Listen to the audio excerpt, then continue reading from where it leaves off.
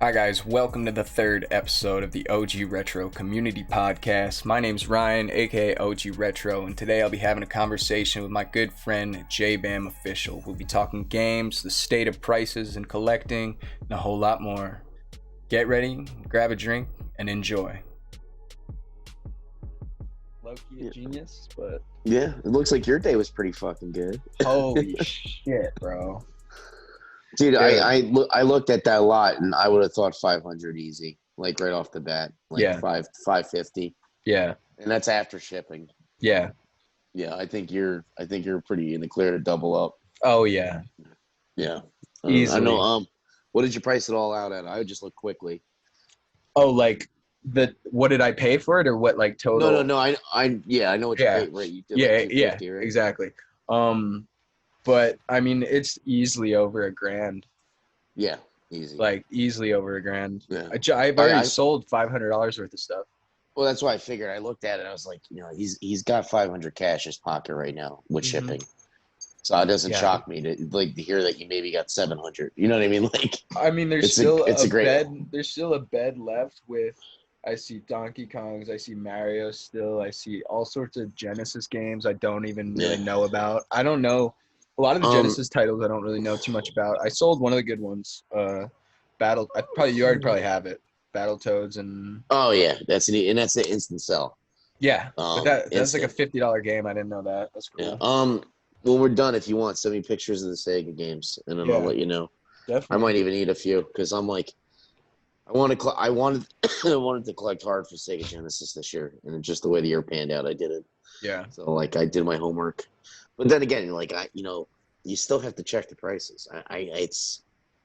It's mad.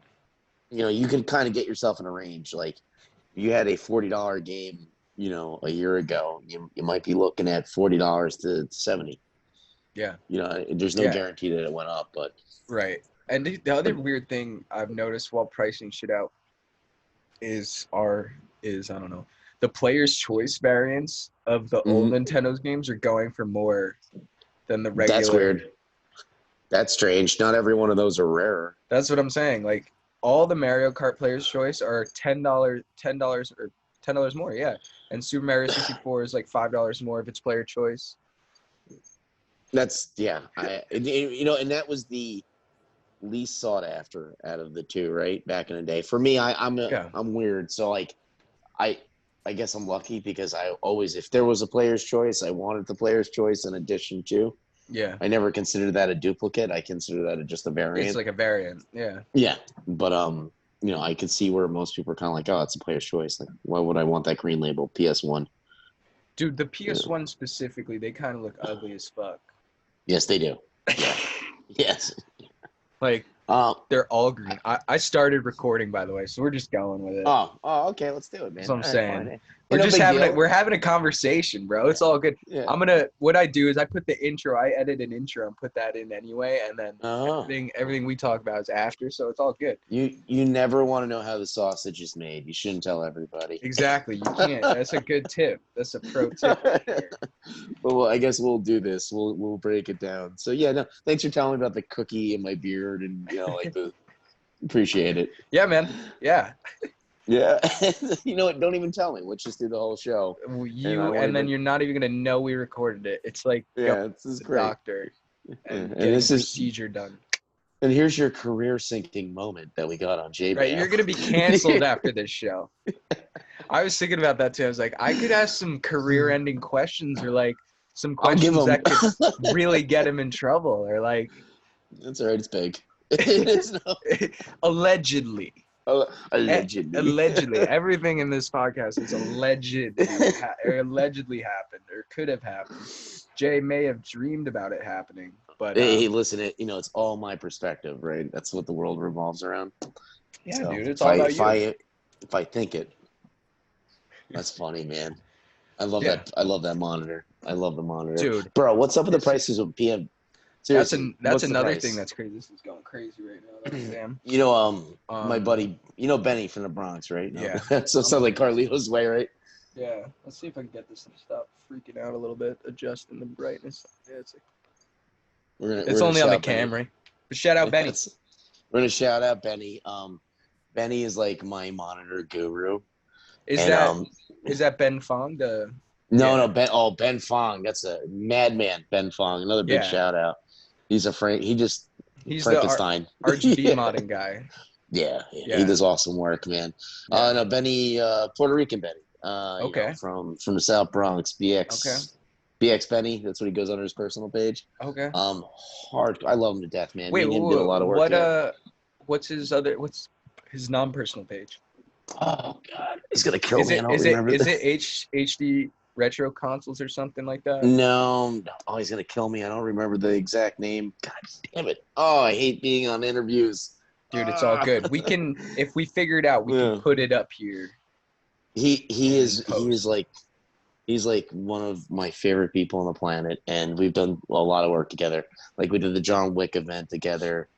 We could talk about all that stuff, but but like he is like my monitor guru. Like he loves the monitors more than I do, right? Yeah. I'm a CRT freak. Yeah. And he'll call me up like, "Do you believe the price of this monitor?" Dude, it's like fucked up. He's like, "It's $2,300 now." I'm like, "What?" Yeah, it's more like they're more than that. Like this is probably like $1,000. It's crazy. And it's just, I don't know. You could have got this one like $200 a couple years ago. I had a feeling, being a CRT nut in general, I had a feeling there was going to be this moment where you started to see, like all things, people realize that there's value there, and people are going to catch up to what we're into. I just still can't believe the prices now. I can't. I don't even know if they're real. They feel fictitious to me. like that's $1,000. Yeah. I have here, for example, right? Like for all you collectors, I just got this sitting on my table, but here's a copy of Power Blade 2. Brooklyn Video Games, big shout out. Big shout out Brooklyn Video Games. Yes. Esteban is awesome, dope, wonderful. Esteban is wonderful. I can have 2 of these for that monitor. Right. That's crazy. It's crazy. That's crazy. It's crazy. And that's not even the top upper echelon. It's a great monitor. It's not even close. Yeah. Right. Yeah, exactly. It's not. To be fair, this is the top upper echelon. But it's not. It's not the it's not best. It's not the. This is a JVC set, a DTV 1710 CG. Yeah. And so that there are a couple monitors I would like to have over this. Yes, but you throw a Sony on there and it's going to sell a lot faster. Yeah. The Sonys, but people are catching on. That's the thing. People are catching on to the JVCs now. I know. And because these are just as good as a lot of the upper end Sonys, but doesn't say Sony. Even the Olympus ones that are exact Sony rebrands, the one I sold you. Mm-hmm. I mean, I sold you that for $175. That same monitor. That's one of the straight up. That's the best deal anyone's ever gotten from me. I'm not kidding.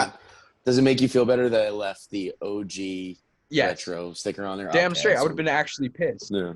But anyways, so that monitor was 175U. That could sell for almost 400. I've seen them go for 450 now. It's insane. And it's great. And it's a beautiful piece. I'm all about it. I love it. Yeah. Being an enthusiast and someone that fucking cares so much, I would still pay it. Like, if I saw a good one of these in good condition, I'd pay $1,000 for it. I don't care. I always wanted the wall of I was never blessed with finding a ton of monitors in all my journeys, but at one point I owned. I did have to downsize because shit changed. At one point I owned hovering around 300 CRT televisions. Right. So if you asked me, where did you even keep those? Well, I have a lot of stuff in a lot of places. That's was something I know about you. Is like you have. It's fucking weird. I'll ask Jay about his collection. He's like, no, that's like in this place. And I'm like, where are your GameCube games? Oh, it's at Aviator. Where like? Right now I have about $120 at Aviator, in TVs, which is crazy because I'm for the first time since lockdown I finally got access as of tomorrow morning. I'm finally going to Aviator Sports to go get to my rescue part of my collection. Yeah, but I was at the time when I had 300. For the people that don't know, explain Aviator Sports real quick because we're talking about it, but this is like completely foreign to most people. Aviator Sports is a 175,000 square foot facility in Floyd Bennett Field, Brooklyn. It's basically it's got 2 skating rinks. I mean, full professional size skating rinks in it. Team basketball courts. They have a full gigantic gymnastics room that's over 20,000 square feet, and I do a lot of stuff there with gaming. Right, so I have. I want to say a little less than 50% of my collections at Aviator Sports. I have a 20-foot trailer full of video games and consoles, and we really wanted to develop conventions out of there. COVID has really derailed a lot of things. It's almost like as if 2020 doesn't exist for me. We had a lot going on. 2020 was supposed to be the year we finally got really serious, but I did have the equipment there at the very beginning of 2019, very end of 2018. So, big things were coming and hopefully still are. I have a lot of projects going on, now. You're the king of projects. Yeah, and I make no money. So you take on more projects than I do. Yeah, you're busy though. I like to hustle. Yeah, I like that, dude. Yeah, we're doing different things, but we're both busy as fuck. You might be more busier with all the overtime you're working. So. Well, I do. I work a lot, man. But it's funny. The people you want to be in the room with the most are the ones who are grinding it out just like you are. So we're in the room very little with each other now, and that's exactly why we want to hang out because we have the same mentality. Yeah. I love the freedom that you have in your particular lifestyle, the way you geared your lifestyle, so you can go drive and go pick up $500 to $750 of video games like you did this afternoon. It's amazing. That's what I used to love doing. That's my favorite part of this hobby. For me in particular, that has dissipated, that ability. So I miss it. So I'm a little jealous right now. I've been busy. All right, we're back. We good? Like your hat. Thanks, man, dude. This hat is I get comments about this almost every day anytime I wear it on Instagram. Mm-hmm. And I'll never sell it. I'll never sell it. I bought it in a huge clothing lot. I think it was on must have been through Instagram. Somehow I found this kid. I think shout out 0gRetro Games who actually tagged me in the post. Mm. And dude, I'm out of breath running up my stairs for weed. Jesus Christ. That's not good.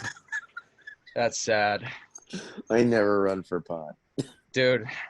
Meth, on the other hand. That's true. Oh, boy. Yeah, you get up and go for that. I'm just fired up. No, but yeah. So I saw this guy, and I found this huge clothing lot. And this was right when I started. I hadn't fucked with old school vintage clothing that much yet, but I kind of see it. I saw it like popping off. Like I saw other people's accounts. Shout out the Heat Broker on Instagram. He's got like 50,000 followers. Does all the vintage clothing stuff. That's pretty dope. I'll check him out. Dude, I saw his account I mean, straight up killing. Like, think about anything I do in terms of making money on here and then multiply it by like 100. Yeah, he's got the real hustle down. That's what he's doing. Yeah. And he's selling clothes. Yeah. Like, I love that market. It's, and also probably one of the things that get me most excited now. When you start to think of the evolution of collecting and how far down the road you get, when it like Kevin, our friend Kevin. Yeah. For my birthday. Mario. I love him. Kevin's like my favorite. He's the perfect straight man. I don't know if you guys I don't know what else to say. Like he's just, his one-liners are devastating. I love him so much. For my birthday, he got me a punch-out beanie. And you gave me an awesome hat too. That's right. Punch out cap. And those pieces are some of my favorite. Like I love vintage video game apparel. Hell yeah. Yeah, I love it, man. Wall behind me. I know, I love it, dude. I love it, man. I wish I focused more on that back in the day. Oh my God. Because now it's insane. Like it's just as expensive as like any of the other like heavy, like if you're trying to collect, these hats are $250, like $250 a piece to get the original ones. Like this is from 88 or 98, my bad. I've got a $2,000 jacket sitting downstairs or whatever it is. Right. The Star Fox comp jacket. Oh, that one's fuck. I can't even imagine. Probably more than two. Like that shit's it might be so sick. I don't know. I don't see. That's the funny thing. Like you put me in a, like, I don't know, a flea market, right? And I find myself in the center of video games and consoles, and I'm like, that's 5,000. That's table set too. Like I turn into Rain Man. Right. You know what I mean? But if you put me in front of jackets like that, I'm like, how do you price this? Like, Yeah, how do you know it's still what I'm supposed to pay? Yeah. I find that arena and collecting kind of like, how the hell do you throw a number on there? I understand how things get value. It's, people want it. There's quantity, et cetera, but I don't know how to gauge it. I completely agree. I think it's like really a seller's market in that regard. Yeah. Like, you can ask kind of whatever I've noticed, and this is not like, I don't sell a lot of vintage clothes at this point, but I see people that do sell a lot of vintage clothes, and they ask whatever they want, and if they don't get it, it's all good. They post it again like a month later for a little bit cheaper, but they're probably getting these things for, I mean, if they're thrifting them, they're getting them for like 10, 15 bucks at the most at like a flea market. It's so subjective. It's like the pop art market. Oh, 100%. You're right. Like, at least when you're looking at an NES like cartridge or an S, there's a finite number. It has been listed and how many were produced. By that you can kind of guesstimate, its The obscurity rarity level. Yeah, right. So but how many hats, Game Boy Color hats, did they make? Who knows? Who knows? And we're never gonna know. Yeah, and and they're not listed for sale that often, so it's that much harder. It's like, yeah. So I just pay it because you, at the end of which is a great lesson, right? Boys and girls, this is buy things because you want to have them in your life. Right. Don't buy things because you're looking for clout.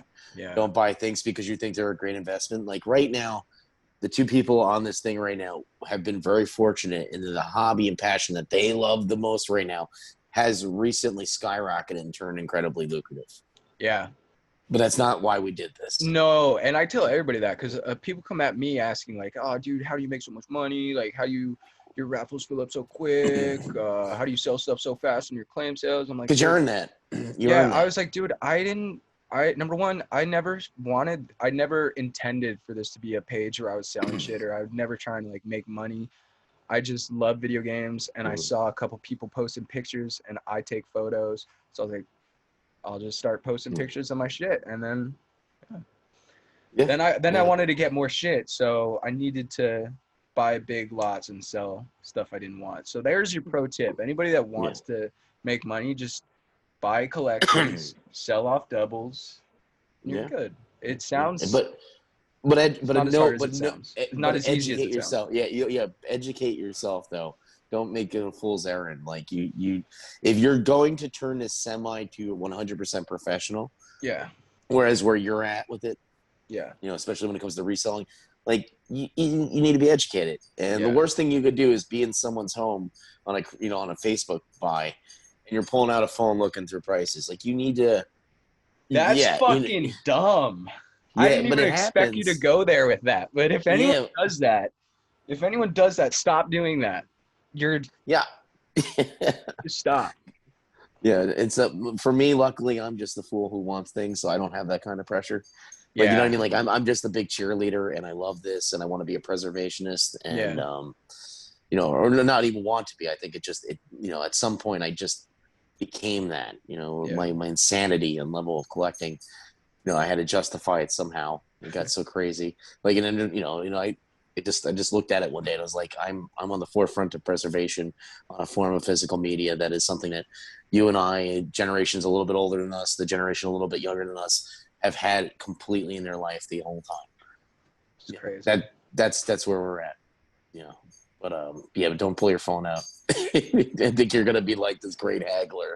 That's too funny. That's like a great mental image. Just see it, like thinking about someone in someone's fucking house or basement. Like, just look at just think my fat chubby hand just doing this on my cell phone. Next time you do that. Yeah, no, just come correct with cash. Don't waste people's time. Hey, Taco, what's going on, buddy?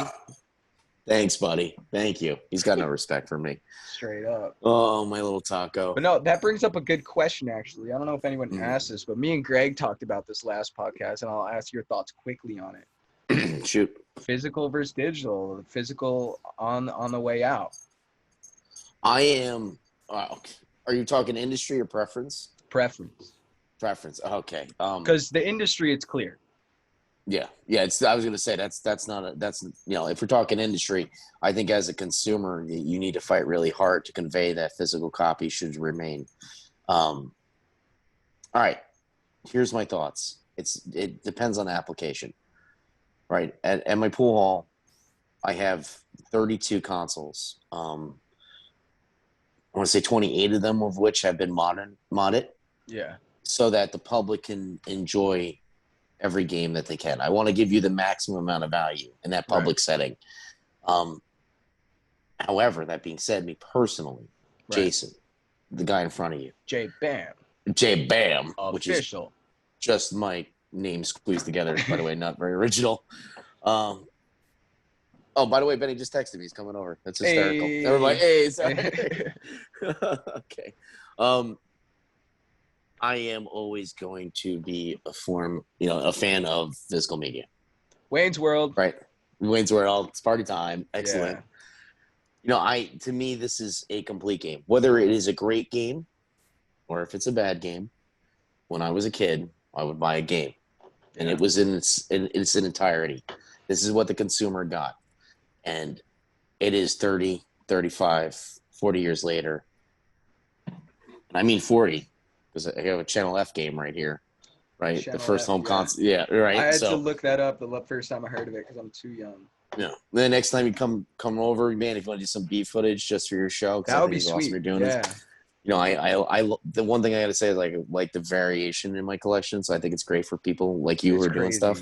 Jay's collection is insane. If you don't already follow JayBaamOfficial on Instagram, you're missing out. His collection's ridiculous. Continue. I'm really not that cool, but the games are pretty cool. Pretty cool guy. Pretty chill. But the physical copy is always going to appeal to me. I wouldn't be in this if I wasn't. And it's coming from a consumer standpoint. Yeah. I made this purchase once, right? And barring a malfunction with the equipment, I will have this with me. I don't rely on another company running a server. Yeah. It's not going to disappear on me when the console shits the bed. I'm not going to have my entire amount of money that I put into it gone. Yeah, that's the big thing. That's where it's because I'm like 50-50 with it. I'm like most dude. No, I'm 50-50 with it. Right. And I respect that. That's running on behind me. That's running on an emulator, right? Yeah. And so I don't have the room for all the carts. Like I just don't. I don't have the space. So let's think about when this argument started. Like, I'm probably 17, 18 years into this hobby now. I'm like 3, so got some years. Well, yeah, but you caught up pretty quick. Which mad props. Thanks, bro. Think about when this conversation that you and I are having started, like the inadequacies of emulation at that time. True.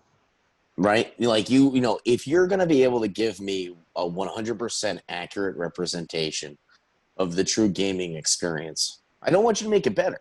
Right. Like I'm a purist. Like if I'm playing Atari, I want to play, if I'm playing an Atari 2600 game, I think I should play an Atari 2600 game that someone played in 78. And I should have the same experience that they had. Because that's the way the person who designed it, created it, intended it to be. Yeah. And I think now you have that kind of technology where you can replicate that now. 100%. Where you couldn't 10 years ago. That makes a lot of sense. That's a good point because we didn't talk about it like that last episode. I've always been, so I bought physical games for a while for like modern consoles, like the Switch and the PlayStation 4. Because I still buy a bunch of games for those systems. I still like the games coming out. You don't buy as many modern games, right? It is not lack of enthusiasm because first I want to say I love the Switch. And I loved what you touched upon with the longevity of the equipment with your last episode. So we'll get into that. But I love the Switch, man. I mean, the Switch to me is just an all around home run. Yeah. As a product. But my time right now in my personal life is so nil. Right, that no, I don't buy as many games. Not because I wouldn't, just because I've been doing 80, 90-hour weeks. I have no time as it is. I couldn't imagine. So I'm not going to buy 10 games this year. They're brand new, but I might buy 3. Right. Because there's somehow, some way, I'm going to squeak out some time, to experiencing something new. What's the most recent? I'm going to tell you right now. Don't even bother. don't even bother asking me that. All of 2020, I've had no time, and it's I'm an essential worker, and, right. and I don't mean that in a shitty way. Like, hey, I'm more special. Just that I think that everybody's gameplay level has shot to the roof because of COVID, whereas I had to work double hard throughout the pandemic. You know what I mean? Like, I'm not kidding. I was damn near doubling up my hours a week, plus trying to figure out how to keep a small business from going out of business. On top of that, so it's been interesting, man. Interesting times. So the gameplay level, I'm just not going to be able to be a good source right now. But what the best thing out there on the market is, straight up. But do you have anything? So besides it, do you have anything you're looking forward to? Anything you've seen come out that you want to play? No, and I don't feel weird saying that on a game page just because I just don't know when my life's going to exactly calm down. Yeah, no, that makes sense. This is when I say that, like, 2020 was the year that never happened, for me personally, it was November 2019. I'm in LA, flying into LA to gear up to do the largest installation I've ever done gaming for Mountain Dew at Complex Con while standing there with Complex magazine executives, November 2019. Yeah. Boom, man. Boom. I get the pool hall finally after a year of discussion. We get the debate together. I get the pool hall finally ready to go, and we start renovations. So I put all my energy into that rapid renovation mode. Right. And within 2 months, I'm like, oh my God, the world's about to fall into a world pandemic. So no, Whoa. That's why I kind of have that mental outlook right now. That's fair. It'll change. Yeah, it'll change. And the games will wait for you. That's the thing. They're here, Yeah, that's the beauty of it. We're in a business of nostalgia, so it's okay. If I miss 1 year of gaming, you'll have your backlog will be even bigger. That's okay. You'll have tens of thousands of games. I'll be all right, man. Yeah, you already have way too many games to play, so it's all good. Yeah, my page should have been way too many games. Way too many. That's a good name. It is. If anybody has not claimed that name yet, get on Bravo. Get on there. Way too many games. You're a hoarder, you need to call for help. Yeah, hoarder. Hoarder-retro. Hoarder.retro. That'd be a funny name. And this is my garbage bag collection.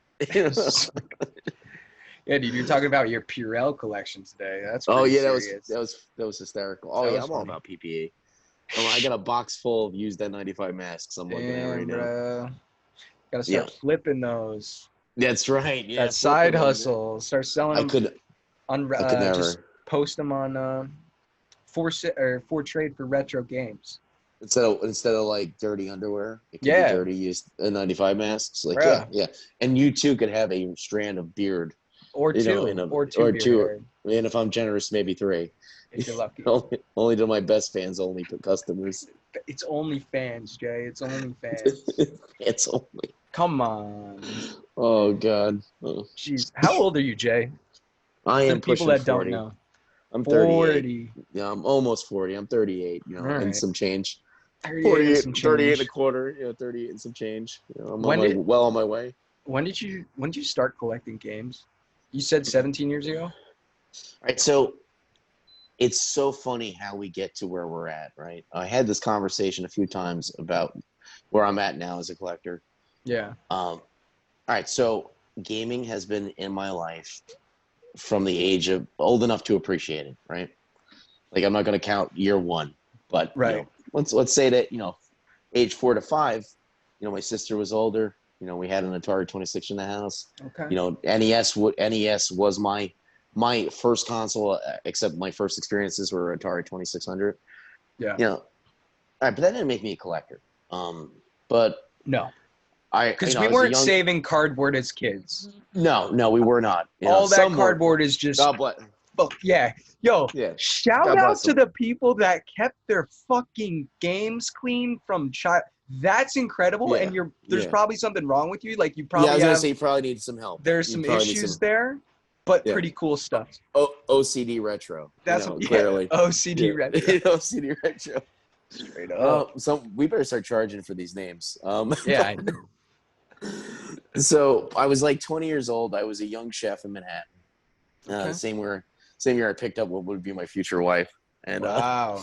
Was yeah, it she? was a big year. Were you how? She was a She pastry worked chef. there? Oh, she Yeah, was a yeah. pastry chef? Yeah, Bro, that is straight out of a fucking romance movie, a rom-com. more like two hot-blooded Latinos. Yeah, that It works was, too. yeah, I mean, yeah, that's a it was different movie, yeah. but It was very volatile when we first met. I feel like it still is, but Yeah. I mean, we gotta remember she's a minimalist and I'm a hoarder. So yeah. yeah, but we loved each other to pieces. So Yeah, no, so anyway, gotcha. I was a chef, so I was working nights. Yeah. So here I am, I got up early that day. It's very early afternoon. I had to kill some time, so I decided I was going to walk through the East Village. I was on St. Mark Street, and I walked past a little window, 3 steps down off the street, type of Manhattan style place, and they had an NES in the window, and I said, "Shit, I really want that back in my life." Hell yeah. So around 20, I was like 20, summer of the year I was 20. I walked down these steps. Place is no longer there. It was a repair shop. It wasn't even a game shop. Yeah. And I bought this NES fully refurbished for a whopping $20. Hell yeah. And the gameplay behind you, I still have my childhood cartridge. That's sick. I got home and it didn't work. Why didn't it work? It didn't work because that 72 pin connector, right? Damn right. No, well, the pin connector was great because this guy fixed it. You know what I mean? So here's the interesting start of the journey. So I have this childhood product that is my favorite game of all time. Right, I have that. I bought this at 20 years old. I was barely making like $8 an hour at the time. You know what I mean? Like I bought, over 2 hours of work before tax, this console. And now the goddamn thing doesn't work. So now I'm on this hunt now to figure out how to get this to work. Right. So in that was the very start of me becoming what would be a lunatic collector at that point. Fucking insane. But so now let's go through the whole experience, right? Like then it turned into I want Mario 3 back. No. And then it turned into simple enough. It was very simple. Then it turned into I want this back. Then it turned into I always wanted this. Oh, that's it. I remember hearing about this. I've always wanted this. You always wanted this. And then it turned into, fuck, I've never heard about this before. Yeah. Then it turned into, well, Gunplay Yokoi made this, so I better buy this. Yeah. Handhelds in Japan that never even seen a day of life here. I'm talking about the Water Salon, by the way. Right. It's, 10% of the Japanese market. No big deal. But, and that was the evolution. Then it turned into like, oh my God, I've got too much stuff. Oh man, but I know this is special and people appreciate it. Then it turned into, hey, I don't want this stuff to be locked up in my house anymore. I want to share it. Got to bring it out. And so you start to see that slide into, simple, a hobbyist, a hardcore collector, a collector/historian, a collector/historian public figure in a sense of like I like to share my stuff in public, not like the other term. And then it turned into, well, I better do something noble with all this to justify the energy I'm putting into it. And then it's hell or high water preservationist, for better or for worse. So I'd have to be on the heels of my ass if I sold my collection. I couldn't imagine it. But I cannot imagine you ever selling it. But it, there's I will never judge anyone for doing what they got to do. 100%. There are circumstances that would get me to sell it, and I don't give a damn what anybody thinks if I choose to sell it. Yeah, it's not your business. 100% either. But I try to keep this pure. I really do. This is so that I can enjoy this with as many people as possible. Yeah, man. It's more about other people than it's about me. I don't get the same high anymore that I did from buying stuff. I get the same high now for buying stuff and sharing it. Yeah. Yeah, no, that makes sense. I mean, dude, we got to play more games together, bro. Yeah, we're always just talking. We talk a lot about games. That's true. So funny, man. Oh my God, dude. But it's all right though, because to me that this form of media that we love, it brought us together. That's true. And Jay, for those who don't know, Jay is legit the first person that I met up with outside of Instagram, like met on Instagram, met in person, and for the sole pleasure of selling a roach infested SNES super bright sign. I never went there. No, So I brought it up, dude. I wasn't gonna let you go there. I'm one that owns his, you know, it is what it is, bro. You got a fucking steal. That's another thing I gave you a steal on, because one sold just a couple months ago at a homie price for $2,500. So your monitor fuck up pricing with me was you paying your dues for what you fucking did to me with that sign. That's fair enough, dude. Are you happy you have it though? Oh, I am, but I had to perform genocide in my house. All right, so here I am. So my man right here, we literally at the time, because he's upstate New York, we literally were like 5 minutes from each other. Yeah. So here are two Instagrammers that are literally down the street, and he comes up with this Super NES sign that it's just gorgeous, and I had to have it. And we were already following each other, and I appreciated his enthusiasm. I think he enjoyed, you as, I'm talking to the audience now, who's not even here, you as in what you do, your energy, et cetera. I think we had good synergy. So it was bound to happen that we were going to meet up and chill. Right. And, I buy this beautiful sign, and you want to tell everybody where you got that sign, and then I'll explain to them what they need to do. Yeah. I got this from a lovely gentleman who got it from a lovely trash bin in the lovely, beautiful borough. Was it the Bronx or Brooklyn? What did I say? It was the Bronx. That makes sense. I too am roach infested. I'm originally from the Bronx. That makes sense. Jay is a roach himself. Yes, and, I will survive. He cannot be killed. And so I picked this up from the depths of the Bronx. So this is how things work, kiddies. when you get something from, not all the Bronx, but let's say a garbage can from anywhere. He was correct in thinking that there were no roaches in this thing. But I, being a New Yorker originally, learned a little thing called roach eggs. Smarter guy than myself. No, life experience. Well, true. There's a thing called roach eggs. And when they're exposed to heat, they're going to hatch. So when I turned that sign on, boom, a few days later, I had a few hundred babies that I had to take care of. I caught them early. That's good. And I took care of them. I want you to know, it's almost impossible to get rid of roaches. This is a 100% roach-free house, except for myself. There you go. But it was a great lesson. It couldn't happen to me, a better person, because we just been doing this together. Yeah. And I'm like, all right, this is what you got to do when you buy shit like that. You got to take it apart and clean it. Yeah, and I've definitely done that now. I've learned from that mistake. That was early on in my collecting days, honestly. I'm happy it was me. Yeah, me too, honestly. Right? I'm happy it was you too, because I would have felt a lot worse if it was someone else. You would have totally had to start a new page if it was somebody else. Whatever, man. Whatever. Whatever, bro. I know you did. Yeah, it's all good. Yeah, it was a funny moment. It was. It was absolutely funny. I think, and like I said, I brought it up first because I think whenever I think about that good old sign that I got rid of. Good old JayBaam. He keeps his mouth shut. People don't realize it. We have some questions from the people on the Instagrams. I hope I have the answers. Oh man, there's some good ones. Oh, lovely guy, our friend Dane of your existence. Oh, pass. I love Dane. Lovely Dane. Man. It's not even that weird of a question coming from Dane. I'm that's surprised. Shocking. That's what I'm saying. I really thought he'd have something better for us. Taco's excited. Trying to do something, excited. Brother. He's so excited about Dane. What's your least favorite aspect of collecting? The burden. The burden. The burden. The burden. Right. At the end of the day, I go down and my entire existence I dedicate it to this thing, and there are times.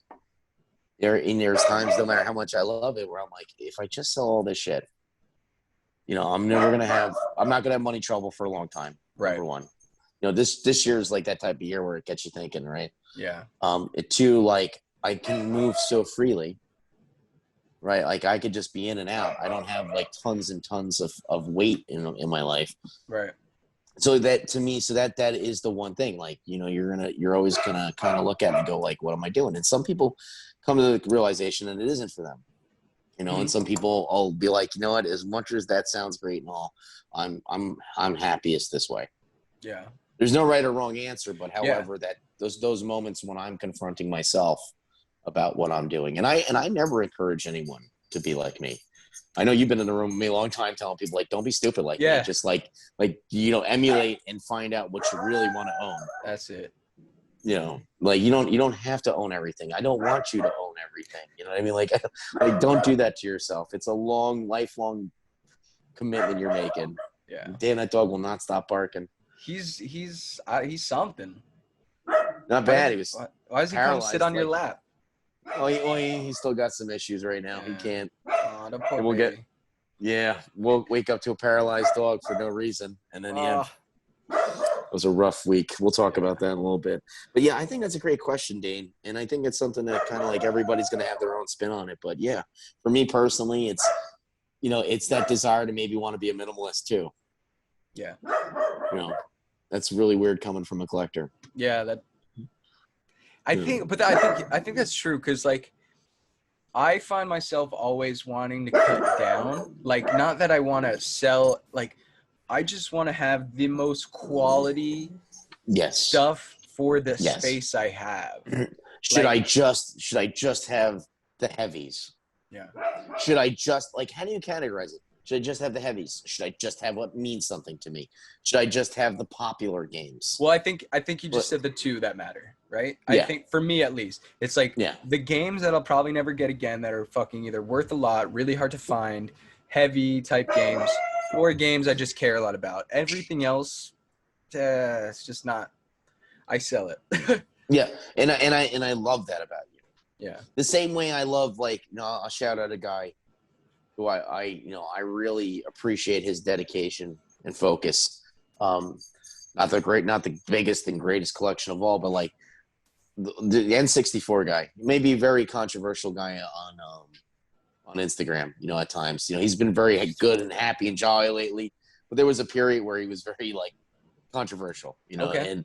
But I look at a guy like Kelly and I'm like, oh man, he really focused on it. He wants a CIB N64 game, and he wants a sealed N64 game, and he wants every but it's only N64. Yeah. Right. So I look at him, I'm like, oh, Kelly, you know what, man? Like, I love your focus. Or like back to Kevin.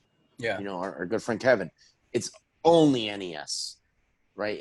And now in this year, it's only been tab, and it's only been box, and it's only going to be for this price range. And, you know, I respect that. Yeah. You know, focus. You know what I mean? Whereas cool. I want representation of all gaming, good or bad. Right? I am the worst kind of collector, because I'm like, you know, I don't see a video game, I see a person's life. You know, I see the, you know, the first home console, relevant to maybe the era we're living in. I see the first home console having also be developed by two African Americans. Oh, right? Hell yeah. Right. Oh, yeah. So like I know his name, but I forget now. But. So now I see the history in here. I see the pop culture in this. I see the over-caffeinated, heavily nicotined person who had to develop this on time. I see the artist who did the cover. See, I see it a little differently, this genre. I look at it as art, and I look at it as a life's journey. You know what I mean? So for when I collect pieces, it's because of whether it's a great game or not. It's someone's life's accomplishment on some level. You know what I mean? And I feel like that's what needs to be celebrated. I'm more of a historian of this stuff, right? Yeah. So, but you know, there's no right or wrong answer now. There's none. Sorry, I got really passionate there. No, you're good. That was good. Yeah. Here we go. This is a good question. Guest list limited asks, if you had a warning label, what would you say? Me? Yeah. Oh man, that's a good one, man. That is a good one, dude. I could come up with it. Wow, that's really good. I feel like it's one I got to think about that I've never actually thought about if I had a warning label. And on what part of your body would it appear? That's like a follow-up question by me. It'd be on my leg. clearly, because which that's for Dane, by the way, with my tattoos. True. I got more he made more memes with my leg than he can imagine. That's a really good question. All right, you know what? Honestly, warning label, exceptionally sincere person, but you might not always agree with me.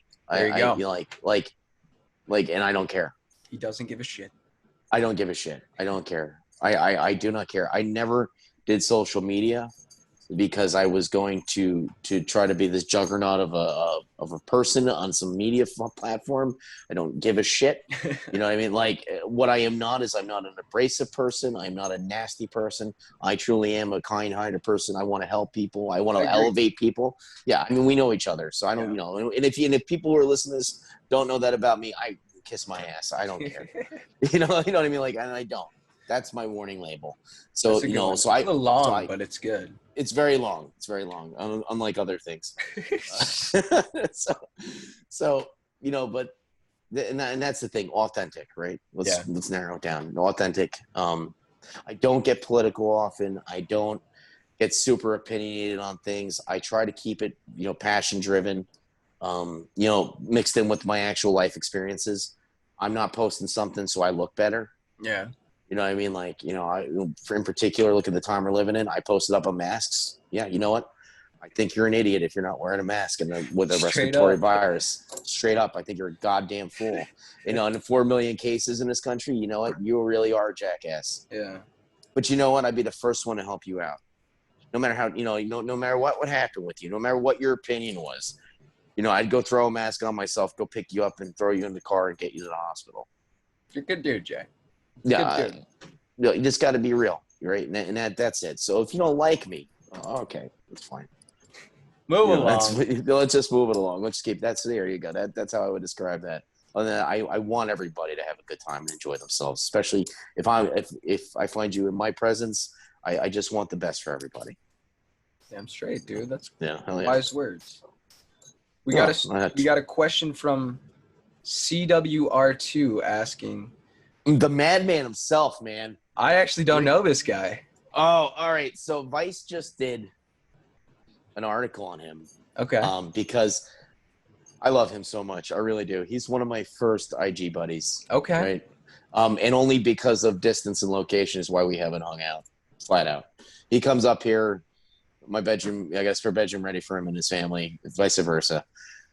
So he has an incredible collection, right? And he has the same views on it. I think similar views as I do. He's doing it because he loves it. Now. Yeah, he's really awesome. Very, very humble man. Very humble man. But he's got a sub collection in his collection. Where he is. Okay, he wants to fill an entire bookshelf of Mario Duck Hunt cartridges. Oh, so look at that. There's the Vice article too. Yeah, that just happened. So, excuse me 1 second. Taco? Hey, I don't want to tell you what he's trying to do to his bed. That's not good for good radio. All right, so CWR2, much love. I am so happy that a guy who never tried to be noticed in this world just got noticed in a major way. Yeah. And I respect everything he does. So, whatever question is, yes, I'm into you. If that's your question, CWR2, I'm into you. No. Tell a story about your favorite CRT in your collection. My favorite CRT. Wow, that's really poignant. Oh, okay, great. I have it. I actually have one. I told you this. I actually have one. So 2018, I go fly out to Denver, Colorado to do a video game installation for I'm trying to remember exactly if it was Dope Roots or if it was Complex. Anyway, it was for X Games, and it was going to be an ASAP Ferg show. Sick. Right? All right, so I'm flying out to do that. I'm along with two of our buddies who are going to assist me. So here's the thing: I need 36 CRTs now for this event. Here's the spiel. I have 3 days. That's 3 chubby fingers. 3 days now, and that's including landing time, day one, to acquire CRTs. So I'm not shipping them from New York. And Colorado is a big fucking state. Yeah, it is. Right? Big state. But Colorado, in particular, Denver has a really interesting law. Like, you're not allowed to resell CRTs in a retailer. It's like this used electronics law, right? Weird. Very weird and very difficult to find out. This was a great life lesson for me as far as doing professional stuff. Like, you need to research, can you obtain these things? If me and you, our life experience, like, fuck yeah, I could get a CRT at a Goodwill. Right. No, you can't. No, you can't. No. Not there. No. So now I'm going to 36 Facebook ads. Oh my God. To gather CRTs in 3 days. And I'm exhausted, man. When I do the installs, people have no idea what it does to you physically because it's no sleep. I get them. I accomplish it. Putting this together takes me like 5 hours. Yeah, dude, there's just so much energy. I could not imagine, bro. I literally couldn't imagine. All right, so one of the TVs, one of them, I walk in. I'm not sure exactly where he was from, what part of the world, but I think he was Vietnamese, and it was an interesting character. Like, this guy, roll up to his house, he's got like 3-inch ash hanging just by a thread off his cigarette. It's a shady neighborhood, right? Like, I mean, it was shady, and I don't give a shit. I was originally from a shady neighborhood, but I was, it was shady. My spidey sense was tingling. Okay. And I had to walk, around a gate with 2 pit bulls barking at me. Love that. And I go into a shack in a backyard. Love it. You're gonna die. And he's acting kind of hopped up on something. Like, he's semi-tweaking. Oh, this guy. No. Right. It's like, yeah. But in the shed, and this is going to really make sense to you, he has the coveted KTV, which is the state penitentiary TVs. They're clear. Oh, They're yeah. black and white. Those are fresh. Yeah.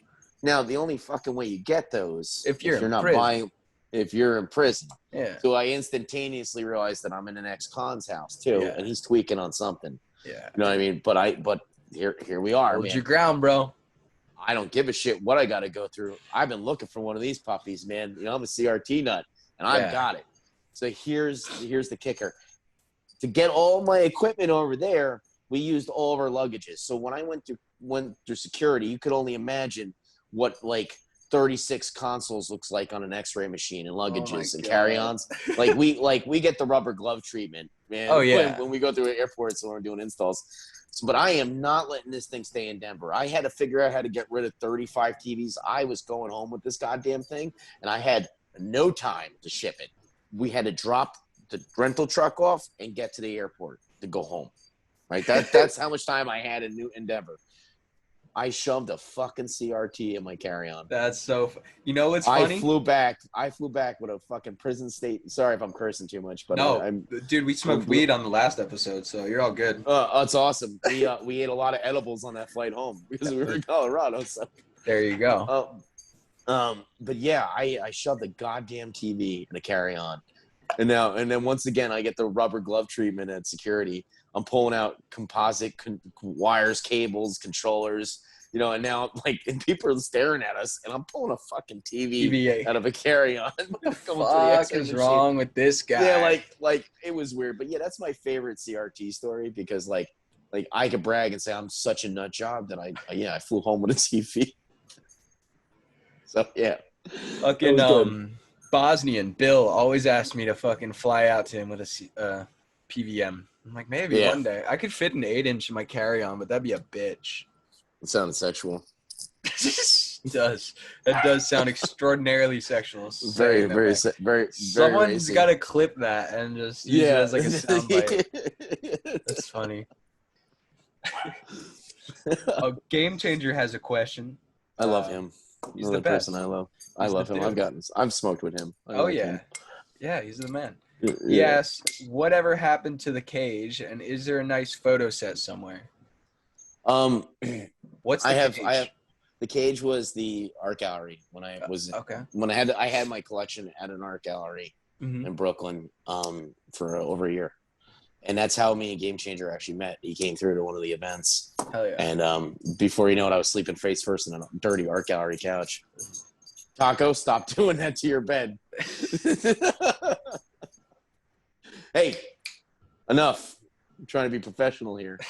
I will turn the camera around and show you. It's hysterical, especially because he's got a bum leg now. The Game Changer. Yeah. So the cage was the centerpiece at one point in the art gallery, which was a shelving unit that we put together. I had CIB, CIB consoles all the way on stacked, like stacked. I got a lot of CIB consoles. Yeah. And and I had every game broken down by by console on these shelving units. And then I had display cases on the side. I mean, this is my favorite install we ever did because it was so real, so organic, and the security was literally just chain link fence dropped down from this 20-foot ceiling and tied together, and it looked aesthetically, it looked so good. This was, it really was awesome. It was so cyberpunk. That's my favorite. Do you have any photos? I do. I'll have to dig through the phone library to get you a few.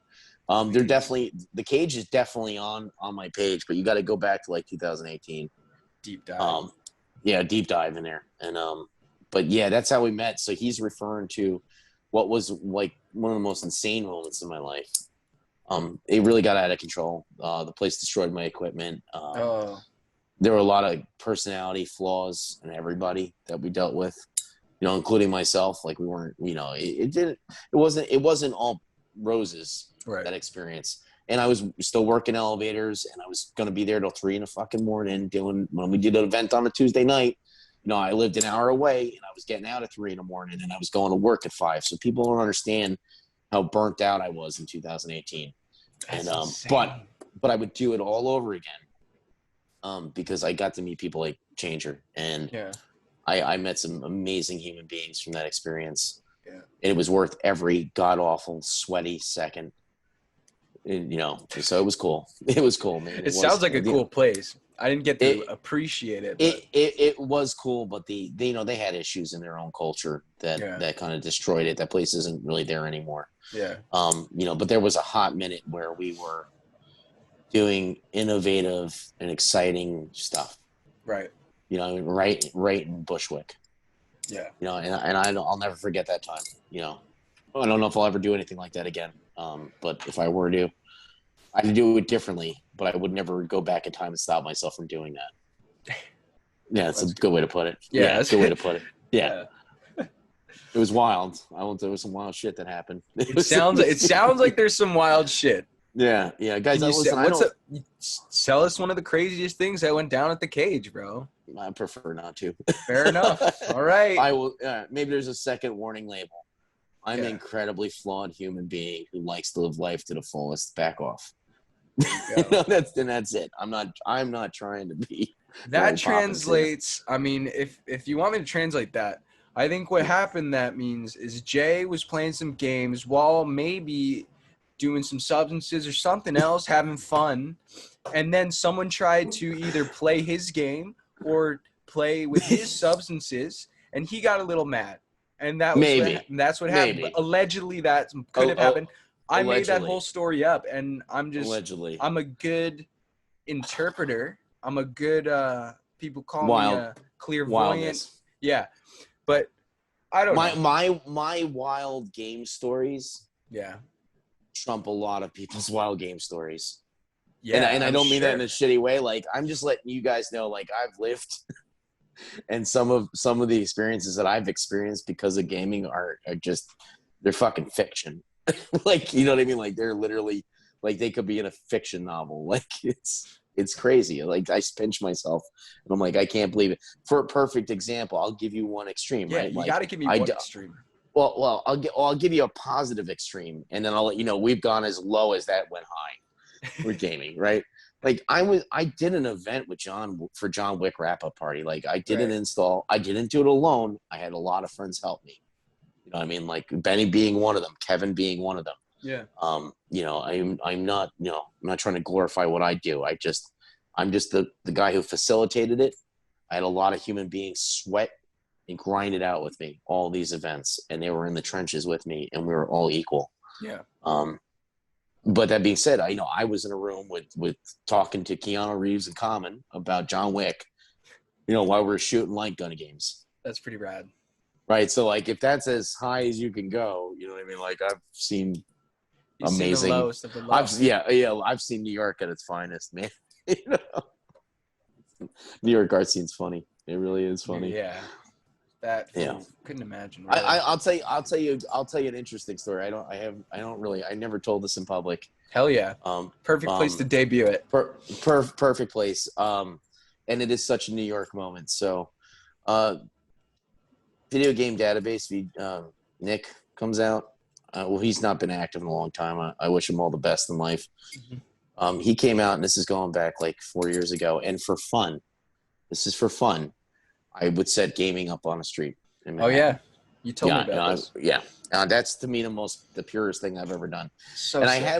I had one of the most special spiritual moments in that experience, but I also had some really funny coincidental shit happen because of it. So now it's like, let's fast forward. So now it's 10 o'clock at night.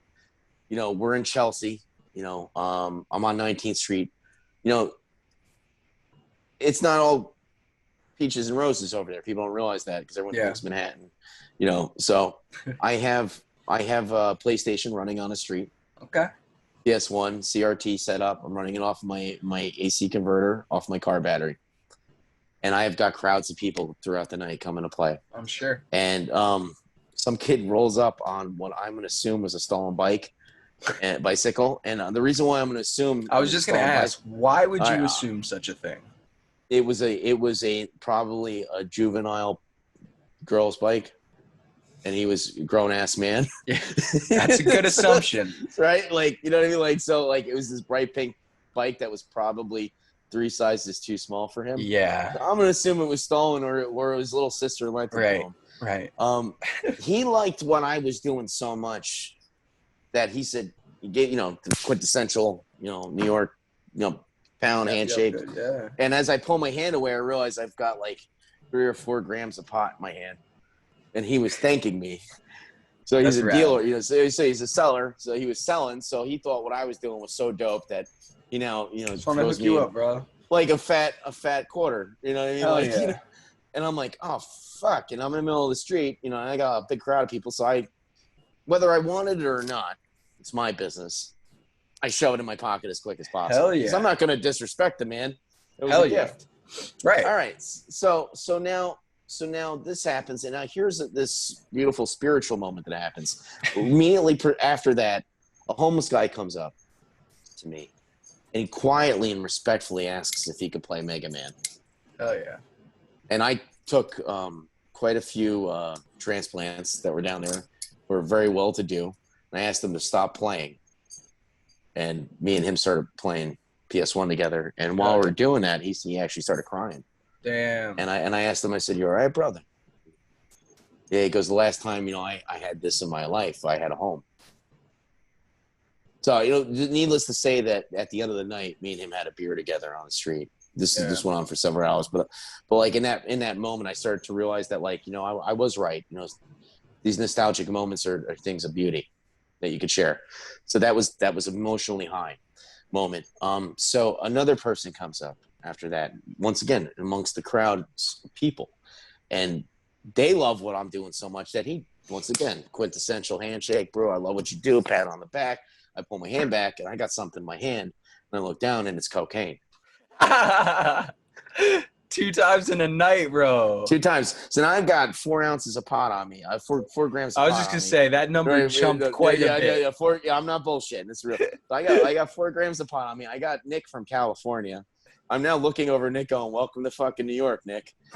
And I am now slipping cocaine in my pocket because, like, what am I supposed to do, right? Like, and as I had handed, unbeknownst to me, cocaine on the street, because he just liked what I was doing, because that's a hell of a way to thank somebody.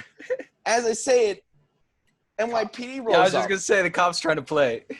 Now listen, I'm a street smart guy. I know how to keep my cool, but inside I'm going, I'm going to go to fucking jail tonight, and I didn't do this. Yeah. Like, how do you, like, could you imagine, like, telling the cop, I swear to God. Yeah, I swear to God, cop officer, it was him. It was him. So, like, I'm like, oh my God, I am so fucked right now. And the cop leans over and out the window, and I say, "Hey, officer, how you doing, man? This is just a feel good moment, you know what I mean? But if it's a problem," because I got like 30 people around me, I go, "If it's a problem, I got this wrapped up in 5 minutes. No big deal. We're just all people having a good time." And in true New York style, I love this cop. This cop was so New York.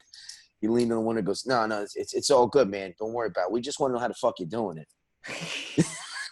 The fuck is this wizardry that you got? like what are you, fucking Merlin?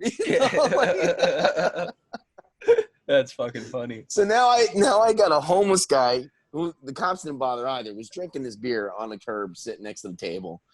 I've now got a very sketched out drug dealer who just slipped me free cocaine because he loved what I was doing. I once again reiterate for soundbite I didn't ask for. Right. And now I have 2 fucking cops playing PlayStation 1 right now on the street, and I'm thinking like, you cannot make this shit up. Yeah, that's fucking man. crazy.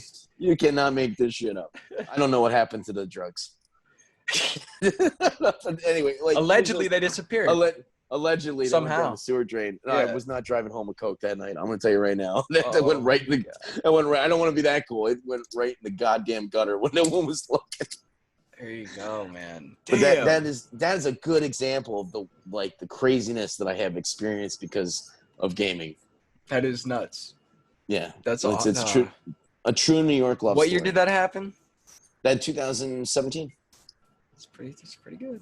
It's pretty good. I would say maybe 16. You know, I gotta look. I don't know if it was the summer of 16 or summer 17, but it was there.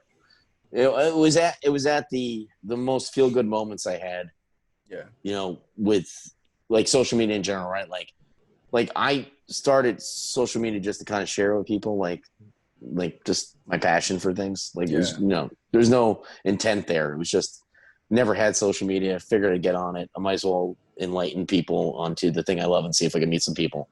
So like what you were getting, especially at that point in my life, was raw passion.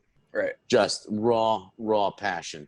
Whereas some of my real raw passion right now is still in this, but maybe you're not seeing it because I'm behind the scenes doing a lot of stuff. Yeah. You know, so it's a little different. That was just raw energy and nonstop passion, especially in the beginning. So it was cool. It was a cool moment. Cool moment, dude. Thanks for letting me talk so much. Of course, bro. That's one of the things I really like about this, what I'm doing, because I've noticed I have such a terrible habit of talking over people and trying to make myself like the most important in the room, you know? I'm a douche like that. And so I think I love you. I don't care if you're a narcissist. No, I know. Well, that's what it is. That's what it comes down to. And you're a horrible person. I'm a horrible person, and it's a good exercise for me. So this is, again, it's all for me, dude. I'm not doing this for anyone else but myself to As work on the things. I believe in that. I did not set the video games up for the drug dealers that night. I did not set them up for the cops. I did not set the video games up for the homeless man that happened to fall in love with because he was a nice, kind human being. Straight up. I did that all for me. I didn't do it for Nick. I didn't do it for Instagram. So you know what? You know, there's a lot of power in that statement. You're right. It is. Yeah, you're damn right. I do believe that your selfish personal intentions are the driving factor in the greatest things that have ever happened in this world. Oh, yeah, I mean that, man. I mean that. That's something people might not agree with me on. No, dude, Nikola Tesla invented things because he found joy in it. He had to get those beautiful thoughts out of his head and give it to the world. He had to do it. Straight up. And people, I mean, I always other questions people ask me and shit. It's like, someone asked me why. I forget who it was. It was like a question more regarding life and like how to kind of figure out like, and I'm still a young kid, so I don't have all the answers, but I felt like I had the answer to this. It was like, dude, be a little selfish. Like, if you like, you're not gonna get anywhere. You're not gonna like move places. Like, you just gotta be a little selfish and like do things for yourself. You can be benevolent and selfish at the same time. 100%. They go hand in hand. Trust me, they go hand in hand. I don't have a malicious bone in my body. Right, and you know what I mean? Like, I agree. I have never seen one. Yeah. I mean, I got one very angry bone for you. But I just think that you really need to do things because they awaken some level of passion in you. Yeah. Right. You know, me and you this is an easy conversation that you and I are having because we're into the same thing. Yeah.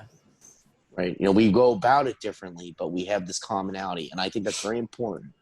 Our shared commonality is what opened the door, our lives up to each other. And I think that's a beautiful thing. And that's why I particularly love this genre. Yeah. Because you can take an introvert and you can take an extrovert, and you can put them in a room and you can have the same conversation. It's crazy. Dude, there's some weird motherfuckers that love this genre. And I can talk to all of them. Yeah, 100%. I'm a weird motherfucker. That was 100%. A joke. That was a joke, guys. No, it wasn't. No, it wasn't. No, I am an extrovert. There's no hands. I'm a natural. You are an extrovert. I'm running. It's such a true statement. You know, you don't have to be in love with someone's personality to respect them. No. And I've actually made some really good friends because of this, that we needed this commonality. And then I was able to see the beauty of that individual. 1,000%. But there's no doubt about it. Their personality type and my personality type might not necessarily meld it well in a different situation. That's such a more eloquent and nicer way to put it than what I just said. Yeah. But it's true. But essentially, yeah. It's true. And there's nothing wrong with saying that. That's what I'm saying. Like, there's nothing wrong with saying that. Like, there are some eccentric human beings in this particular hobby, but there are in everyone. I'm eccentric. I'm saying that's what I'm saying. Right. Yeah, My wife is like one of those really cool, like truly driven human beings, right? Like she is all about it, man. She is perfection when she does something. Like I'm as a person, I just know her really well. We're married, for Christ's sake. Yeah. So I'm going to use her as a perfect example, you know what I mean? But she's that clean, sleek minimalist, you know what I mean? Like, I'm a hot mess. I wake up every day and I don't know what the hell I'm doing. I'm as eccentric as they get, man. You know, but I have this inner drive that just makes me figure this shit out as I go. You know, every minute of the day, I'm just like, whatever. You know, I'm going to just drive through this like a bulldog and do it. Me too. Yeah, definitely. That's me. Who knows what I'm doing tomorrow? Actually, tomorrow's one of the only days I have plans for in a long time. That's good. We're going tubing. That's cool. In a lazy river, so it'll be fun. Mohawk? What are we doing? What river? I have no idea. Oh, nice. Yeah, you're really playing this one. Oh, yeah. I'm the same way. I'm the same way. I'm just like you. That's true. I'm going with the literal flow. Someone asked us about a vacation we went to not too long, like pre-COVID. It was like one of those, like, it was like a road trip, vacation. And like, oh, where'd you go? I'm like, I don't know. What towns did you hit? I don't know, but I gotta tell you, that donut that I had at that one stand is unbelievable. What was the name of it? I don't know. It was a cider donut though, and I know how to get there. I got. Yeah, I could drive there. I don't know what town it was in or what road it's on. You know what's funny is there's like so many donut shops around me here that I have no idea what their name is. The good one, the good donut shop down in that town. What are you, stupid? Everybody knows the good donut shop. The good donut shop, not the other one, but the good one. Wait a minute. You got a bagel from there? Yeah. Exactly. Fuck that. We have a couple more questions. Let's get to it. Let's try. It's just turned into me and you hanging out on the couch. You know, that's what, dude. That's what I love though. And if I know not everybody has the time to listen to like an hour and a half, 2 hour podcast or whatever, but like, if a lot of the people who did listen to the one previously back, like the whole thing, it's just an hour and a half of us just like bullshitting and just talking about some cool stuff along the way. You know what's gonna make you a dangerous interviewer? I'm gonna talk about you now. Oh, is you're disarming. Okay. Right, like your personality type. And I have the privilege of being your friend, and it's true privilege. I feel.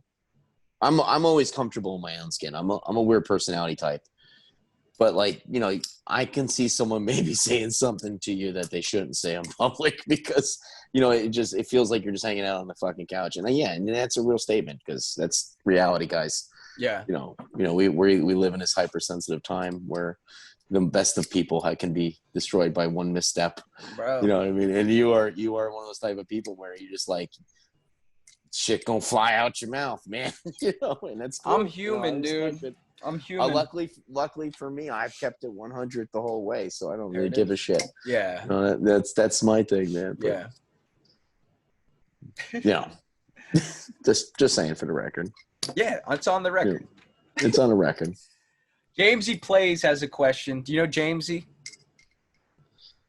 Yes. He's a good guy. But I don't know him on a real personal level. So I like, and you know, I know, and if you're an awesome person and you want to, and you guys want to chit chat, yeah, I'm gonna have him on the podcast one time. I think that'd be cool. He does really, really dope Game Boy Color mods, like artist level, like what Game Changer's doing. Very similar, but he has profoundly talented human beings. Sure. Exactly, very profoundly talented. But he's saying, if your house, this is a fucking sad question in some way. If your house is Mike Tyson. I knew you were gonna say that too. So my kids. I'll explain the question. I know exactly. I know. How about that? How about that, Jamesy? I knew exactly Jay's answer. Yeah. So yeah, I didn't even have to. I could have sent him the message back. That looked like that was staged. That's how easy a question that was. I'm sorry, people. That was a real collector moment right there. Yeah. So love basically, the question. Jay, tell him what the question was. I was gonna ask, like, my house is on fire. Yeah. Like, what would I grab? Yeah. What actually matters to me? Right. Holy shit, man! I can't believe I knew that was what he's gonna say. Like, that's, you know, I'm gonna look the camera in the eyes. I knew what you were gonna say too, which I think is damn right. doper. Because that's what matters, yo. I mean, like, it's just gotta. That's all that matters. Right. That game, that cartridge in particular, that game, that's me and my dad right there. I ain't gonna ever have my dad back. Right. So I miss him I miss him every fucking day. But you know, I'm not trying to put an emotional meaning into an inanimate object. But there's one. Bullshit, dude. There's tons. Yeah, right. There's one right there. That inanimate object means the world to me. That's it, man. You fucking ain't right. I dodged bullets to get that. You know, I mean, that's it. You know, I don't. That was our thing, me and him. He wasn't a gamer. Yeah. My father didn't game. Tough street guy from the Bronx. Tough fighter. He was a boxer. Yeah. I was gonna say, but that was the thing. You think about it, this is God, let's do the math, right? You know, I mean, he was in his mid 30s. You know, late-ish 30s when Punch-Out came out, right? So think of it this way. You know, he's a tough man who is as strong as he's ever going to be, you know, in his adult prime, but as a fighter, not in your prime anymore. So yeah, I mean, it was a cool moment, you know, that he played that game with me. It was cool. It means a lot to me. Great question. I should have let you finish that because that should have been said first. I'm sorry. I just knew it. I felt it emotionally. Felt it. So it's the Mike Tyson cart that you have. From your it's child. Framed. Yeah, I got that back. You know, my dad passed at the beginning of 2019, and I framed that for him. Hell yeah! So you know, I was able to get that back. You know, I love that so much. I gave that to him as a gift. You know what I mean? Like, so I have that back on the wall. Yeah, that's it. Everything else could burn. Yeah, and I probably say the same thing. Like, I have something like that. Not the same type of connection or anything, but like the childhood stuff definitely means the most. Anything that I have, and I have so little still from my gaming days as a kid. That's the American culture, man. That was the American culture. So sad. I traded it all into GameStop for a fucking Xbox 360 and Modern Warfare 2, and I only slightly regret it because it was really fun at the time. But now I really regret it. I don't anymore. I made peace with that. That's another phase. It's another phase you're going to go through. Like, it just is what it is. Yeah. You know, just is what it is. It is. And so there's one thing I still have, which is my childhood GameCube. The console itself. I don't have any of the games, but I think as a kid, I feel like I remember myself being like, if I don't save any of the games, like, let me at least save the console, because GameStop wasn't going to give me much for the console anyway. For some reason, I don't know, but I saved the console, and when I was a kid, I guess I modified it to have like a custom. I was a fucking nerd even as a kid, like custom jewel top cover. I printed it out on photo paper, like with Mario's and shit, and made it pretty cool. And I still have it like that. So that first of all, that's a personality type where we differ, and I love that about you. I am a purist, right? Like, when it comes to gaming, I'm a purist. Yeah. I love the art form of modding, and I love the fact that you already have a moment in your childhood that you had to make it better.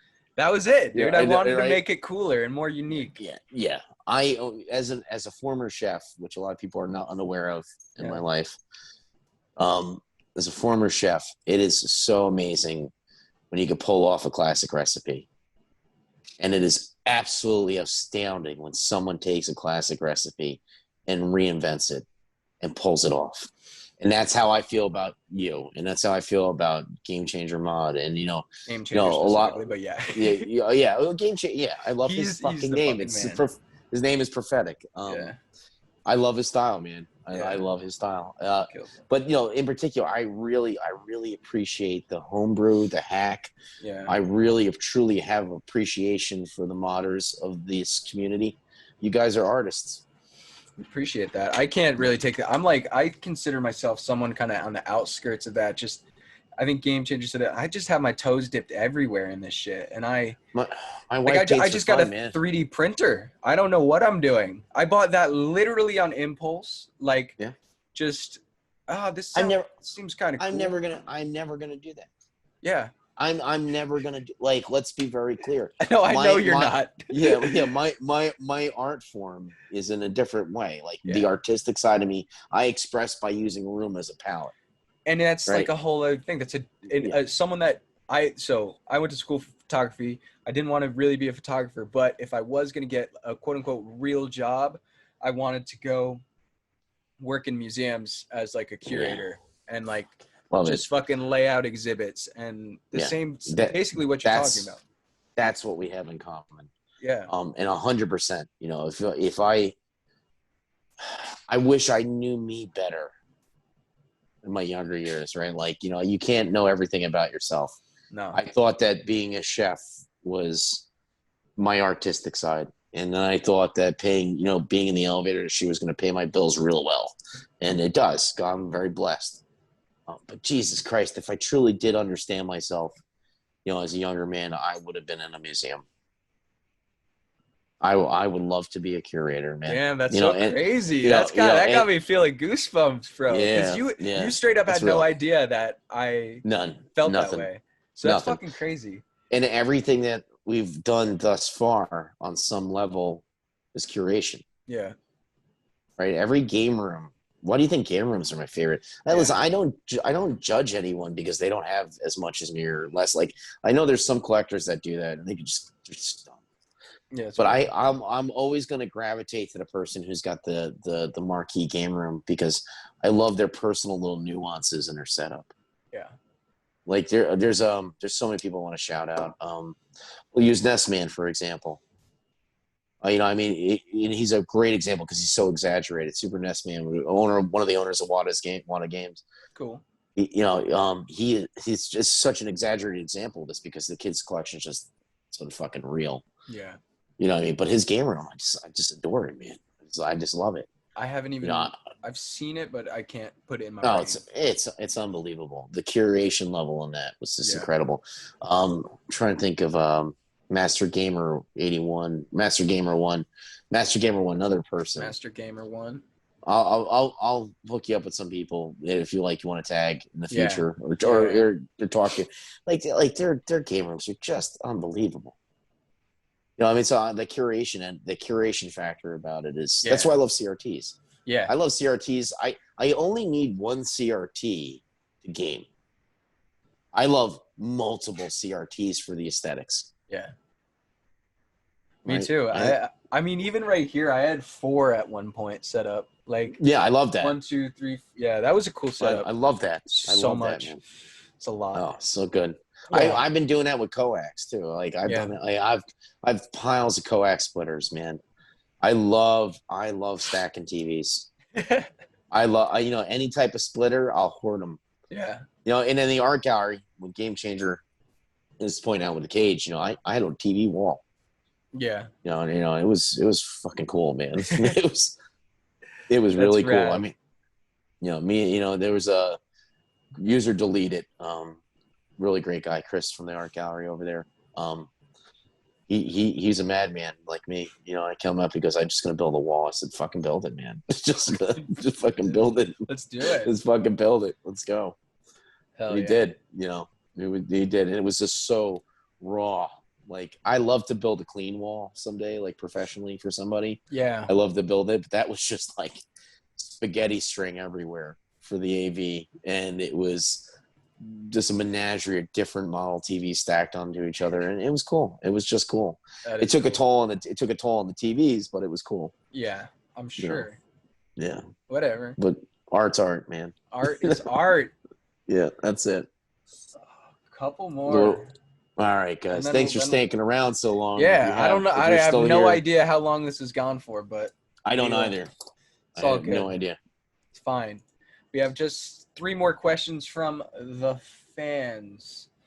Friends. The friends. I don't friends and fans. I don't. Oh man, I don't want to be that guy. So I appreciate your friendship, and if you don't really know me very well, hit me up. We'll talk. Retro Switch guy. Love him. Ask Tyson or Jones Jr. Tyson. Yeah, I knew that question for you. But... all right. We're all right. we're gonna deviate for a second. That's my other world. Yeah, the tats, dude. But yeah, boxing in particular. So what my fellow retro gamer and dirty Long Islander just asked.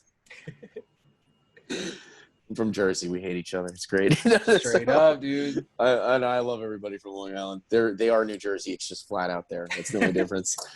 We was talking about the fact that Roy Jones Jr. and Mike Tyson are going to be in an exhibition match, and the person who gives a damn about fighters, because what people don't realize about boxing is a lot of these guys die penniless and broken from the sport. And it's heart-wrenching. So I'm actually going to be very real about this. When you hear Roy Jones speak now, you hear a slight slur in his speech, which means the term was punchy. He definitely has some substantial brain injuries from his fighting. Now, whereas Mike Tyson seems to still have all of his motor skills. Mike Tyson also happens to be in probably the best shape I've seen him in the last 20 years. Fucking crazy. one of the hardest hitters, probably only preceded by Ron Lyle and George Foreman for hardest hitter in boxing. And in particular, you lose speed before you lose power. I am truly concerned for Roy Jones's health. He's going to get fucked up, bro. I hope to God that they can keep it exhibition level. Yeah. But these are 2 championship fighters, and I can't fault the champion for acting like a champion and going for a win on any level, because that's who they are. Right? You have to have that instinct in you to be a champion at anything. There has to be some level of competitive killer instinct in you. And these men both have it. They were both upper echelon champions of the sport of boxing, which is my favorite sport. So I'm concerned for Roy Jones. And let me cancel it. Yeah, hold on. It's because Benny is calling me. I'm going to decline. You're all good. Yeah, all right, good. All right, sorry about that, guys. I hope he understands. I told him I was going to be on with you.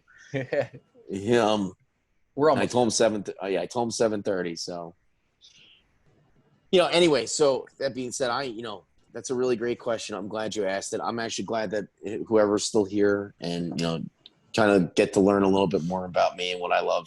And so that when we have a conversation, I can learn about you. I don't want this all to be about me. But yeah, boxing is special, and Roy Jones probably shouldn't be doing this.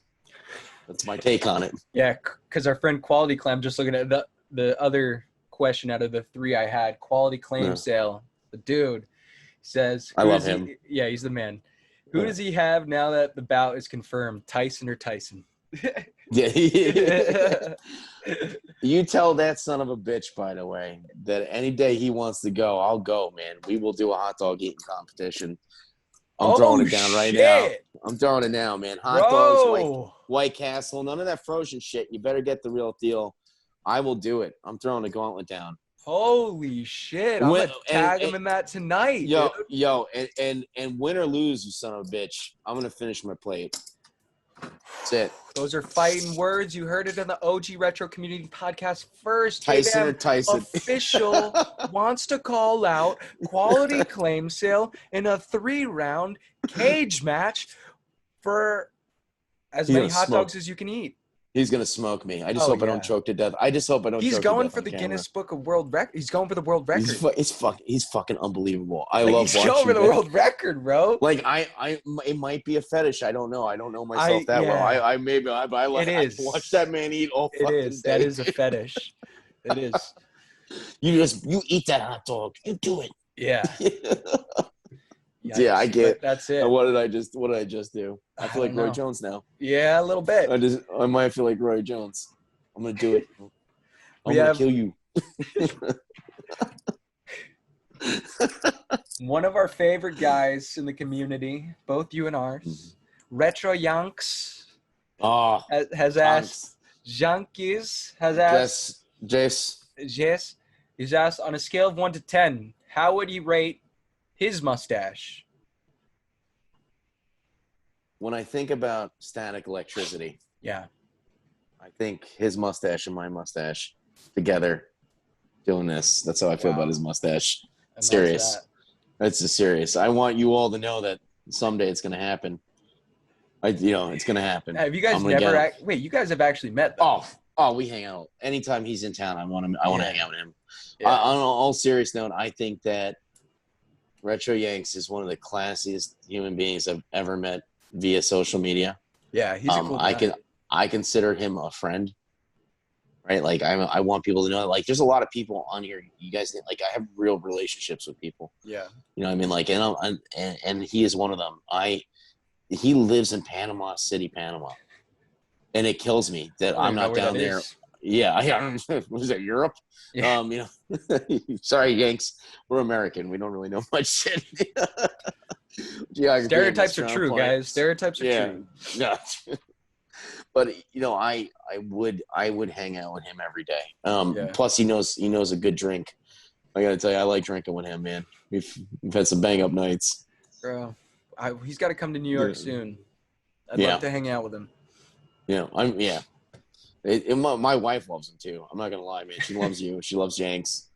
But you know what I mean? It's like Kathy's a tough sell, man. Yeah. So she digs you guys. I feel you guys are good people. But yeah, next time Yanks is in town, man, we're gonna get together because you're gonna have to drive down. Hell yeah! I can't wait. Deal. I can't wait to come down and hang with all the New Yorkers again. It just sucks, man. In particular, like, maybe we'll talk about COVID real quick. Yeah. It fucking kills me that me and him aren't gonna see each other for a long time. Right. That's reality, man. You know what I mean? Like, there's some people it kills me. I want to drive up to Toronto, like 16-bit, 16-bit. Yeah. Cam. Yeah. I love Cam. Or Tamor. I don't know, Tamor, Dana? They're both yeah. Yeah. I'd be there in a second. Like, I've traveled to hang out. Like, my friend Anthony, Retro Gaming Relived. I don't know if you guys are familiar. He's up in Newfoundland. I took 2 planes and rented a car to drive 2 hours to get to his wedding. Yeah, that's rad. You know what I mean? Like, that's the cool thing about this community. Yeah. Like, I really made some lifelong friends. I am so blessed, man. I really am a blessed man. That's the only reason why social media should ever matter. All of it, everything you're doing. Yeah, everything you're doing. Like, those, I wouldn't trade you guys in for the world. Fucking or maybe cheers. maybe I don't know. Maybe like stadium event. I get fucking rid of all you. I don't know. I'll trade you for stadium events. Someone hit me up and asked me for Ghost Lion today, and I told him it was already sold to you. And, I got the message. Oh, it was hysterical. It's like quick with the fingers, huh? Yeah. And then I asked if he was gonna get the first one of stadium events gets the crown, and he says he's not going for it. So the only way I could legitimately go for it is if I won the lottery, or if I just the retro gods are kind to me and I find one that's reasonable. Bro, I thought I might find one in the lot today. Yeah, I think that every lot. Yeah, I put that energy into the lot. I've got 3 friends that happened to. Yeah, it happens, dude. Yeah. Shit does happen like that. I called Dan, by the way. I mean, you want to hear a funny story? Yeah. One of my favorite human beings on the planet is Dan from Video Games New York. Mm-hmm. And which is where you got to go if you're in New York. Brooklyn Video Games, great. For if you're in Brooklyn, go check him out. But Dan over at Video Games New York, that's a must. If you're in Manhattan, it's a must. Absolutely. But I called up Dan one day and said, "Hello," and I made up some fake name. My nephew told me I need to bring a game in. It's quite expensive. Just cheesed it up. Stadium events. I call him up. And Dan's poker face just came on. It was hysterical. And he was just like, "Well, sir, we'll have to come check it out, blah, blah, blah." And I knew it. I'm like, did your fucking hand shaking? He's like, "We get that all the time." I was like, "Oh, you're full of shit." That's so funny. I was like, I wish I was in the room with him. Like, that's so fucking funny. I would have had piss running down my leg. Like, "You better get your ass in here." $40,000 game. That's great. Yeah, that's fucking funny. No, I love prank calling people. Only people I know. Yeah. All right, brother. All right. Well, this was awesome. This was lovely. Yeah, this is pretty status quo. It's a great way to waste the time. I love seeing you, man. I'm sorry we haven't seen each other. I'm happy we did this because it forced us to talk for. We talked for like a half an hour before this. There you go. We had a good talk, Jay. It's been lovely. Talked about games. We talked about life. Do you have anything else to say? Yeah, listen, the only thing I could say is that, like, literally everybody who's listening to this, be safe. Yeah.